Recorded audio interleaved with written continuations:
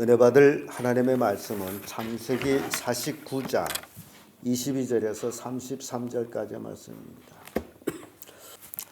창세기 49장 22절에서 33절까지의 말씀. 찾으셨으면 교독합니다. 제가 먼저 읽습니다. 요셉은 무성한 가지 곧 셈 곁에 무성한 가지라. 그 가지가 담을 넘었도다.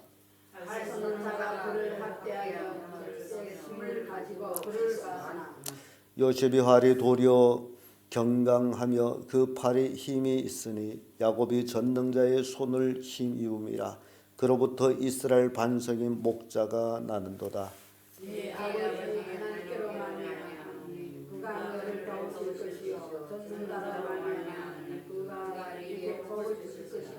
위로 하늘의 법과 아래로 깊은 샘의 법과 그물이는 법과 해의 내 아비의 축복이 내 부여조의 축복보다 나아서 영원한 산이 한없음 같이 이 축복이 요셉이 머리로 돌아오며 그 형제 중 뛰어난 자의 정수리에 돌아오리로다. 베냐민은 물어주는 일이라. 아침에 빼앗은 것을 먹고 저녁에는 여기는 것을. 이들은 이스라엘 12지파라. 이와 같이 그 아비가 그들에게 말하고 그들을 축복하였으되 곧 그들 각인의 분량대로 축복하였더라. 그가 그들에게 말하기를 내가 내 조상들에게 돌아가니 나는 첫 사람에게 이 밭에 있는 이 순도와 함께 장사하라. 이 굴은 가나안 땅 마므레 앞 막벨라 밭에 있는 것이라. 아브라함이 햇사람이 헤브론에서 밭과 함께 사서 그 소유 매장지를 삼았으므로 아브라함과 그의 아내 사라가 거기에 장사되었고 이삭과 그의 아내 리브가도 거기에 장사되었으며 나도 레아를 그것에 장사하였더라. 이 밭과 거기에 있는 굴은 햇사람에게서 산 것이니라. 야곱이 아버지에게 말하기를 마치고 그 주장이 먹고 술을 거두니 그의 백성들에게도 돌아갔더라. 아멘. 네, 이 말씀으로 야곱이 최후 세 번째 시간입니다. 참으로 야곱이 인생 정말 기나긴 나그네 세월, 험악한 삶을 살아왔다라고 본인이 고백하는 것처럼 그렇게 살았습니다. 우리는 야곱의 삶을 통해 가지고 정말 야곱이 에서의 얼굴을 피해서 하란으로 외삼촌 집으로 갈 때에 베들에서 하나님이 그에게 나타났고 그와 함께 하신다라고 약속한 그 하나님. 야곱은 쭉 하나님을 자기 낳으면서부터 자기를 기르신 하나님이라고 고백을 합니다. 그렇게 하나님을 믿고 의지한 야곱이지만 그의 인생은 파란만장한 인생이었음을 우리에게 보여줍니다. 오늘날 잘못된 신앙생활하는 사람들은 하나님이 같이 하면 뭐든지 다 잘 되리라 라고 생각을 하고 있는데 그렇지를 않습니다. 하나님은 자기 사랑하는 자에게 연단을 주고 그 연단을 통해서 욥이 고백같이 정금같이 나오기를 원하고 있습니다. 그래서 신앙인에게는 고난이 따릅니다. 그 고난을 이겨나가야 될 것이 신앙인들이 믿음으로 살아갈 때 그 고난을 이길 수 있다는 겁니다. 그러나 믿음이 없으면 그 고난을 이길 수가 없습니다. 오늘 우리는 야곱을 통해 가지고 그의 파란만장한 인생을 통해서 하나님이 함께 하셨음에도 불구하고 그에게 있어서는 많은 고난과 고통과 역경이 있었음을 보여줍니다. 그런 것을 당할 때마다 야곱은 믿음으로 이겨나가고 하나님 앞에 제사를 드림으로 하나님께 가까이 하는 그런 모습을 볼 수가 있었습니다. 오늘 야곱의 최후를 우리가 살펴보면서 그가 요셉에 대한 축복을 우리가 보게 됩니다. 요셉에 대한 축복 22절에서 26절까지의 말씀인데 야곱의 12아들 중에서 가장 크게 축복한 자가 바로 요셉입니다. 그래서 요셉은 우리가 지난 시간에도 말씀했지만 비록 10번째 아들이지만은 그러나 야곱이 12아들 중에 장자의 명분으로서 일했던 모습을 봅니다. 그와 같이 장자의 명분으로 일한 사람에게 많은 축복을 하는 모습을 또한 우리가 보게 되고 그래서 이 야곱의 축복을 보게 되면요 샘 곁에 심긴 나무가 무성하듯이 요셉을 무성하라고 축복합니다. 22절에서 26절까지의 말씀인데 22절에 이런 말씀이 있죠. 요셉은 무성한 가지고 샘 곁에 무성한 가지라. 그 가지가 담을 넘었다. 얼마나 무성했는지 담을 넘을 정도로 무성했다. 그리고 쭉 내려가면서 요셉이 활이 23절에 활 쏘는 자가 그를 학대하여 그를 쏘면 그를 군박하였으나 요셉의 활이 도리어 경강하며 그 팔에 힘이 있으니 야곱이 전능자의 손을 힘입음이라. 그로부터 이스라엘 반석의 목자가 나는도. 요셉 자신뿐 아니라 요셉이 형제들한테 그 어려움 당한 것뿐 아니라 이제 요셉의 족속도 이제 세월 속에서 그런 어려움이 있을 때에 결국 그가 오히려 힘을 얻어가지고 대적을 반격할 것에 대해서 말씀을 주고 있습니다. 하나님의 힘, 야곱은 자기와 함께한 그 하나님의 힘이 요셉과 함께한다라고 복을 합니다. 그렇습니다. 우리가 이 세상 살아가는 동안에 무슨 힘이 가장 큰 힘이냐라고 생각할 때 권력의 힘이나 돈의 힘, 그거보다도 가장 큰 힘은 바로 하나님이 함께하는 힘이다. 요셉은 하나님이 함께 하셨기 때문에 노예 신분으로서 그가 총리에 이르기까지, 이것을 우리가 볼 수 있는 것은 그가 한족말로 그런 말이 있습니다. 이부 덩티엔. 요셉은 노예 신분으로서 단번에 나라의 총리가 됩니다. 어떤 관리의 밑바닥에서부터 한 단계 올라오는 그런 것이 아니라 노예 감옥에 갇혀 있다가 그는 총리가 됩니다. 이게 하나님의 힘이라는 겁니다. 그래서 하나님의 힘을 입는다라고 야곱은 축복을 합니다. 그래서 하나님의 주시는 복, 요셉을 축복하는 그 모습 보면 하늘의 복, 원천의 복, 젖 먹이는 복, 태의 복, 한없는 복, 뛰어난 복, 기가 막히게 말로 표현 못할 모든 복들을 다 얘기하고 있습니다. 이게 야곱으로서는 그 12 아들에게 가장 큰 축복을 주신 복이라는 것입니다. 이렇게 야곱은 최종에 요셉을 이렇게 크게 축복하는 모습 봅니다. 그리고 마지막으로 베냐민에 대한 축복이죠.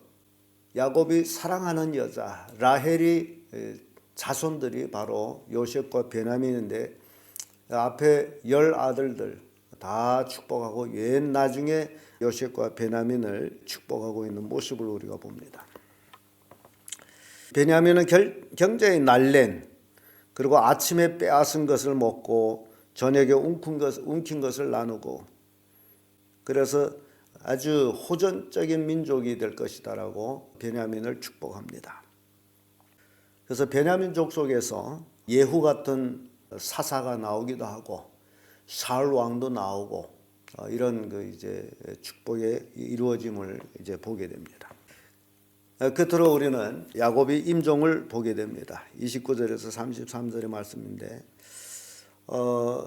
아마 이런 야곱의 임종을 보면서 이제 나도 죽을 때 가까웠다라고 생각하면 이 야곱한테서 배우는 게 좋을 것 같아요. 야곱은 죽기 전에 12 자식들을 다 이제 축복을 합니다. 우리 부모된 입장에서 바로 자기 자녀들을 축복하는 것이 굉장히 중요한데 그 축복이 어떨 때 이루어지느냐. 우선 여러분들은 꼭 명심해야 될 것은 야곱의 12 아들들이 다 야곱과 같은 하나님을 믿고 있다라는 사실입니다. 여러분들이 자녀들이 다 자신과 같은 하나님을 믿을 수 있을 때에 그 축복은 유효하다는 거예요. 하나님을 믿지 않는 자체가 축복을 받을 수가 없습니다. 그 자체가 저주이기 때문에. 그래서 죽기 전에 자녀들을 다 예수 믿게 하시고 그리고 축복한다면 그보다 더 큰 축복은 없겠죠.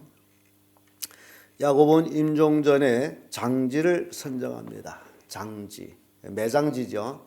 우리 교인들 중에 각기 죽을 때 교회 장례 해달라라는 거 얘기하듯이 야곱은 장지를 정합니다. 그 장지가 자기가 따로 마련한 것이 아니고 이제 할아버지가 햇사람들한테서 그 산 밭과 굴, 거기에 아브라함과 사라, 그리고 이삭과 리브가 그리고 나는 거기에 내 아내 리아도 거기 장사했다. 라헬이 그 이제 장지에 들지를 못합니다. 길에서 죽다 보니. 그래서 내가 죽게 되면 나를 거기에다 묻어다오. 아브라함으로부터 쭉 내려오면서 그들이 장지는 하나의 귀속. 오늘날 우리가 쉽게 이해한다면 우리가 가야 될 곳은 하늘나라입니다. 그래서 이제 아브라함으로부터 시작된 야곱에 이르기까지 그 장지에 이제 매장이 됩니다.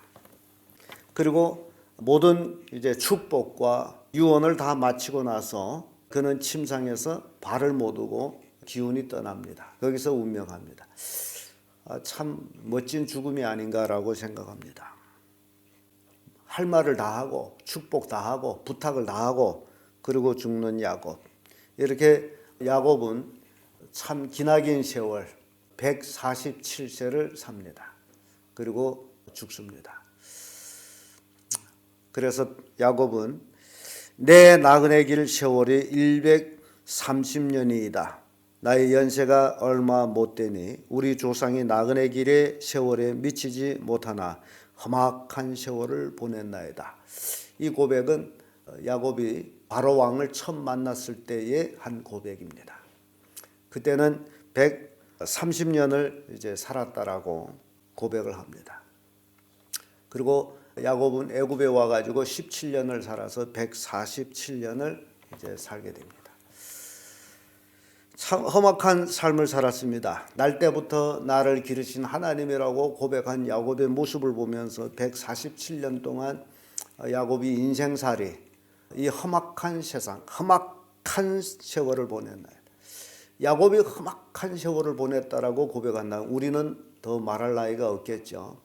하나님이 함께하며 인도하신 야곱도 그렇게 살았는데, 그래서 야곱이 40세쯤 아마 하란 외삼촌 집으로 갔고 60세쯤 결혼을 했고, 그리고 귀향해서 가나안 땅에서 한 70년 정도 생활을 하셨고, 그리고 애굽에서 17년 생활하고 그리고 운명합니다. 이 로정이 야곱에게 있어서는 험악한 세월을 사는 로정이었습니다.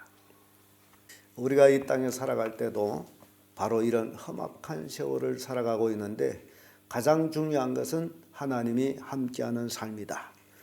야곱을 통해서 우리가 이제 가장 큰 교훈을 받는 것은 어떤 역경 속에서도 하나님이 함께한다면 그 역경에서 풀려나올 수 있다라는 것을 보여주는 것입니다. 야곱의 인생 참 스스로 총명하게 살아보려고 형을 속이고 아버지를 속였지만은 그것을 인해서 외삼촌 집에 가서 20년 동안 노예살이 하다시피 했고, 그것으로 인해서 늘 형이 두려웠고 형과 화친하기까지는 마음이 늘 불안했던 그런 야곱. 그리고 급히 형의 얼굴을 피해가다 보니 어머니 임종도 보지 못한 야곱. 그리고 로중에서, 정착이 되지 않은 로중에서 자기 사랑하는 아내를 잃고, 그리고 장자가 자기를 배반하고 10 아들들이 또 야곱을 속여가지고 요셉을 애굽에 팔아먹고 죽었다 하고 등등. 야곱의 인생을 돌이켜보게 되면요, 딸 하나밖에 없는 그 딸도 하모리 아들한테 강간을 당하고 아주 그 정말 파란만장한 험악한 세월을 보낸 그 야곱을 봅니다. 이게 인생이라는 겁니다. 여러분들이 이런 험악한 인생 속에서 야곱을 통해 가지고 오로지 하나님만 의지해서 살아야 되는구나 라는 것을 교훈합니다. 하나님을 떠나서는 절대의 축복이 없다라는 것. 그래서 험악할수록 더욱 하나님을 의지해야 된다는 것. 어떤 사람들은 자기 인생의 험악함을 보고서 아유 하나님이 없는가 보다, 뭐 기도해도 안 들어주네 이렇게 생각하는데 그렇지를 않다라는 것. 하나님은 다 알고 계시다라는 겁니다. 그래서 여러분들이 신앙생활에도 이 야곱이라는 사람을 정말 잘 연구를 해가지고 그가 하나님과 동행했고 그가 하나님과 함께 했음에도 불구하고 그렇게 험악한 인생을 살아왔는데 나는 어떠냐라고 비교하면서 신앙생활을 해야 됩니다. 그렇지 아니하면 여러분들의 신앙이 온전한 신앙이 될 수가 없습니다. 맹신이 될 수가 있어요. 그래서 우리는 야곱의 최후를 이렇게 3번 나눠서 보면서 정말 그의 인생, 하나님을 빼게 되면 험악한 인생이 될 수밖에 없었구나. 그러나 그 험악한 인생에 하나님이 있었기 때문에 그는 축복으로 조상의 묘지에 들어갈 수 있었구나라는 것을 우리에게 보여줍니다. 기도하겠습니다.